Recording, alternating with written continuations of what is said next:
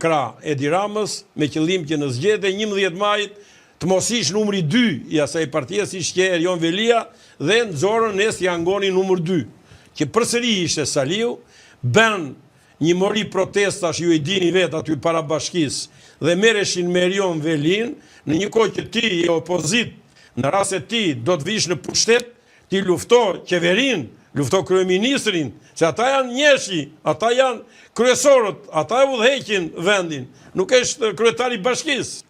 Pra ju vërsulën me këtë synim, me këtë qëllim, me molotove, me tjera, edhe e paralajmëruan arrestimin e tij dhe e bën realitet faktikisht arrestimin e Erion Velis. Erion Velia pra ndodhet në burg, jo se ka bërë ndonjë vepër penale, gabime në punë mund të bëjnë plot, jo vetëm kryetar bashkie, por edhe punonjës e tjera me radhë, ato duan dëshkimin e tyre. Po si vetëm kryetar bashkie që u hodhën pra nga nxyrmor avokat. Po pikërisht se u konsiderua sjutinat edhe brekët më të rëndësishme se 21 janari, më të rëndësishme se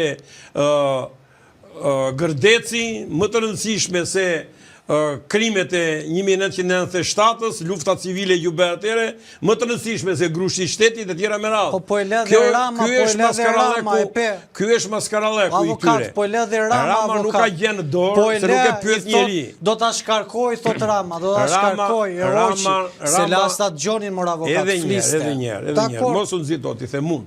Rama është pushtet ekzekutiv. Edhe çka do të thotë, që nuk ka punë me pushtetin gjyqësor, të ndërhyrë pushtetin gjyqësor.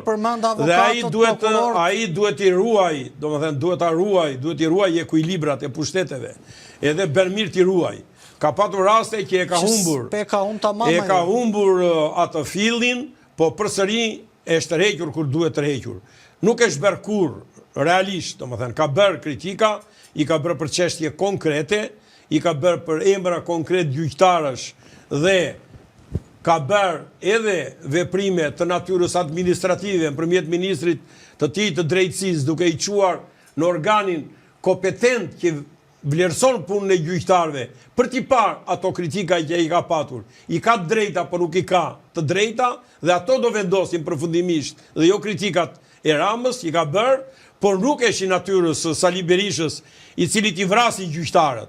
Nëse u vra ky Astrid Kalaja, para se të vritësh tani me armë, vrau Saliu, kur nuk i dha të drejtën e vulës edhe të selis, edhe të emrit të partisë atje këtë Kalan, që dha vendimin kundër foltores së Sali Berishës, dhe atëre nuk la gjepa i thënë Sali Berisha, e quajti komunist, e quajti bisht Partisë Socialiste, e quajti të korruptuar, e nuk la gjepa thënë. Dhe tani, thot, të bëhet dëshmor, thot. Të vret natën dhe të qanë ditën. Pra, nuk është i natyrës edhe që ti thot asaj gjyqtares atje Irena Manekut, ti thot gjithë ato shpifje, ti edhe mikurris, ta vrasi e ta kërcënoj në familje me jetën e saj e me tjera, thjesht dhe vetëm se ajo bëri detyrën dhe e mori këtë person që kish bërë një krim të hapur, një korrupsion të hapur, në interes të familjes ti, të vendrit ti, të vajzës ti, duke marrë një pasuri 500 milion euro dhe dha ja marrë për Maltezit dhe Argita Maltezit, me vendim qeverie, ajo e mori dhe e qoj atje në arrest shtëpie. Edhe për këtë shkak, ajo tani vazhdon të vuaj shpifit e këtia, denigrimet e këtia, masakrin që ky bën kundër saj, dhe nuk del as kush, as një organ, as kelegje, as i ledeja, as prokuroria, as paku, që ta marrin përgjegjësi penale për këtë krime, për këto shantazhe që bën. Pra nuk kanë të krahasuar këta dy, kryeministri Rama edhe Berisha në këto gjema që po i bën ky i fundit Shqipërisë edhe sistemit të drejtësisë. Por shkarkimi i Erion Velis, Rama gaboj në çast Gaboj Rama avokat. Pa tjetër, për mua ka gabuar. Ku ka gabuar? Ti dhe Romeo Kara keni qenë që ka thënë ka gabuar. Gjithë thoshin s'ka gabuar, ka bërë gjë më të mirë. Edhe njerë, ku ka gabuar Rama? Ku ka gabuar? Ka gabuar se për hir të asaj, që të mos ketë goditje nga opozita, që opozita të mos thot që ja, e ka në burg kryetari i bashkisë, e shkon e mban akoma ky kryeministri, Rama shkeli ligjin. Që të shkarkosh kryetarin e bashkisë, do ta shkarkosh në bazën e kushtetutës që kanë fuqi sot, edhe të ligjit me pushtetin vendor që kanë fuqi sot. Dhe as kushtetuta dhe as ligji mbi pushtetin vendor nuk ta lejon këtë mënyrë shkarkimi siç ja bëre ti Erion Velis. Pse? Nuk ka munguar ai 3 muaj nga puna. E ke detyruar ti, po e mban ti në burg atje. Lëshohet ti vetëm me njëra i në punë. Po e mban drejtësia më avokat, çfarë bëjnë ata? Po drejtësia po e mban, atëherë ti do ta lësh aty në detyrë, derisa të mbarojë hetimi, derisa të mbarojë gjykimi, derisa vendimi të marrë formën e prerë.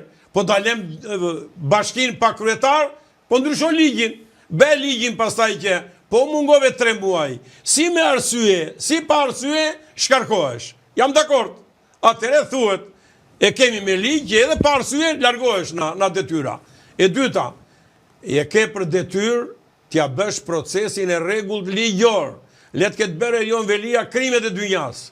Kur vjen problemi për ta shkarkuar, do t'i argumentosh ato në shkarkimi që do i bësh, motivacionin edhe do ta dëgjosh. E ke për detyrë ta thresësh në mbledhje, të vi aty në mbledhje. E ti thuash, a ke pyetje, a ke sqarime, a do të flasësh, a do të japësh shpjegime e tjera me radhë. Dhe është i detyruar, pra Këshilli Bashkiak ta bëj procesin e rregullt ligjor, procesin e rregullt kushtetues, se gjykata e Strasburgut nesër këto do të kërkoj atje për këtë proces ndaj Erion Velis. Ti e merr dhe e bën në mungesë të tia. E çon edhe merr vendimin e Këshillit të Ministrave, edhe e merr pa e thirrur prap. Po edhe ti e ke për detyrë ta thresësh atë. E merr e çon vakancën të Presidentit të Republikës në një kohë që ai ta ka ankimuar vendimin dhe Kushtetuta e Republikës së Shqipërisë thot hapur në 115 nuk mundet të bësh asnjë lloj veprimi para se të vendosi gjykata kushtetuese. Brenda 15 ditëve, po bër ankimin, do ndalosh. Nuk nxjerr dot dekret zgjedhje. Pse? Sepse e ka zbatuar afatin e 15 ditëshit dhe ti tashmë do presësh vendimin e gjykatës kushtetuese. Nuk e priti dhe ne e pam. U tham, unë personalisht në disa emisione, edhe në vende tjera, në televizione tjera, e kam thënë, nuk bëhen zgjedhje të pushtetit, të kryetarit Bashkisë Tiranës, në rast se Erion Velia do ta kundërshtojnë gjykatë kushtetuese këtë vendim. Dhe nuk do bëhen, faktikisht, nuk do bëhen. Tani këta bëjnë përgatitjet e tjera, kanë çuar kandidatë. Çojnë kot, mbarojnë, Tiranë s'ka zgjedhje për kryetar bashkie. Pse? Sepse dekreti i presidentit me të vërtetë është pezulluar, po pezullim do të thotë që pa shqyrtuar gjykata, nuk e bën doti gjykata kushtetuese. Ajo ka lënë gjyqin për ta bërë në 31 tetor. Në 31 tetor mbaruan, s'ka zgjedhje në nëntor. Pse?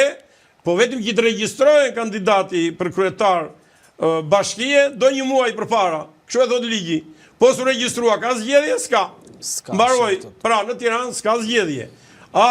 Mund të bëhen një datë tjetër, mbasi të vendosi gjykata kushtetuese larg qoftë kundër Velis, atëre presidenti ka drejtë të nxjerrë një dekret tjetër. Sepse është vendim antikushtetues dhe gjykata kushtetuese ta nga zemrën e Erion Velia avokat. Jo në atë aspekt, në aspektin e ligjshmërisë, në aspektin e kushtetueshmërisë. Në mënyra si u procedua edhe si u arrit në atë vendimarrje, është një vendim absolutisht i pavlefshëm edhe ai i Këshillit Bashkiak, edhe i kryetarit të Këshillit Ministrave, përjedhoi ai vendim që është absolutisht i pavlefshëm, që vjen përmes një procesi të parregullt ligjor, edhe sikur gjykata kushtetuese të mbylli syt edhe ti nënshtrohet politikës, nuk i mbyll syt Strasburgu dhe ajo nuk do thot atje ka vrar apo ka vjedhur Erion Velia apo jo. Po do thot, janë zbatuar procedurat e rregullta ligjore për shkarkimin e këtij njeriu, janë dhënë të gjitha garancitë siç i ka ligji edhe kushtetuta që i ka respektuar as i ka respektuar këto institucione që kanë marrë këto vendimarrje apo jo. nuk janë respektuar, prandaj them unë, po nuk puna si mu hap barku për njërin apo për tjetrin. Avokat, nëse qëndrojmë në